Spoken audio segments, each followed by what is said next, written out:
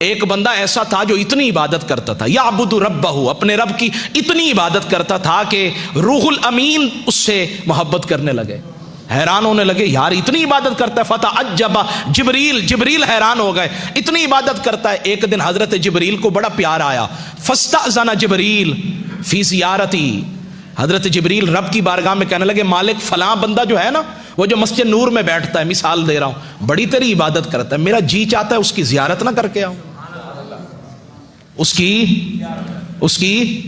जियारत ना करके आऊं। हजरत जिब्रील ने जब ये बात की ना, रब ने फरमाया तुझे इजाजत मिलेगी, अज़ीना लहू, इजाजत देते हैं, बिशर्तिन, लेकिन एक शर्त है। क्या शर्त है? का अन यंजुरा फिल लोहिल महफूज, लोहे महफूज में उसका असल, उसकी जो किस्मत है ना, तकदीर है, जरा वो देख लो। जब हजरत जिब्रील ने लोहे महफूज में देखा ना, तो कहते वहां तो उसको शकी लिख दिया था, बदबख्त लिखा हुआ था। हैरान हो गए, जमीन पे उतरे, उस बंदे की तरफ गए, सलाम दुआ के बाद उसे बताया मैं जिब्रील हूं। वो फिर भी उसकी इबादत में लगा रहा।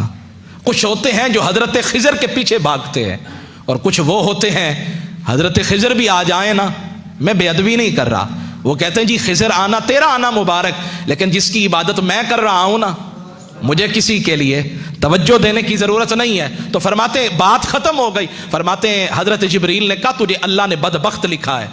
वो पता क्या कहने लगा? अल्हम्दुलिल्लाह, नहीं सुबह ऊंची वाना सुभान अल्लाह, हर हाल में राजी रहना, जैसे तू राजी वैसे मैं राजी। कहने लगा अल्हम्दुलिल्लाह, या अल्लाह तेरा बड़ा करम है, कम से कम लिखा तो है ना, बदबख्त लिखा तो है ना कुछ तो लिखा है। इधर लिखे फिर भी तेरी मर्जी है, इधर भी लिखे तेरी मर्जी है, कम से कम इतना तो दिलासा है कि तूने लिखा है।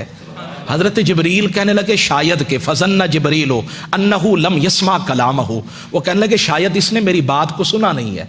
फ़अआद अलैहिल क़ौला, उस हजरत जिब्रील ने फिर कहा, हजरत आप तो सारी जिंदगी इबादत करते रहे, सजदे करते रहे, और रब का ये मामला है कि उसने आपको शकी लिख दिया है।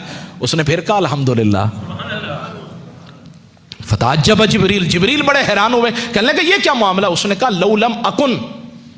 लौलम अकुन, अगर मैं इस काबिल नहीं तो इसमें मेरे रब का क्या कसूर है? मैं अगर हूं ही निकम्मा, मेरी जात में, मेरी किस्मत में लिखा ही नहीं है, तो इसमें मेरे रब का क्या कसूर है? जिब्रील ने सुना तो इस बात पे भी बड़ा ताज्जुब आया, और जब ताज्जुब आया ना, तो फरमाते हैं अल्लाह ने आवाज लगाई, सदा लगाई, जिब्रील अब जरा उन्जुर फिल लौहिल महफूज, अब देखो ना लौह महफूज में। अब जो देखा, फरमाया वहां बदबख्तों की लिस्ट से नाम निकाल कर ना, रब ने बख्त वालों में उसका नाम लिख दिया था। या अल्लाह ये माजरा क्या है? फरमाया जो मेरी हर अदा पे राजी है, मेरे हर फरमान पे राजी है, तो फिर उसका नाम बदबख्तों में क्यों लिखूं, बख्त वालों में ना लिख दूं?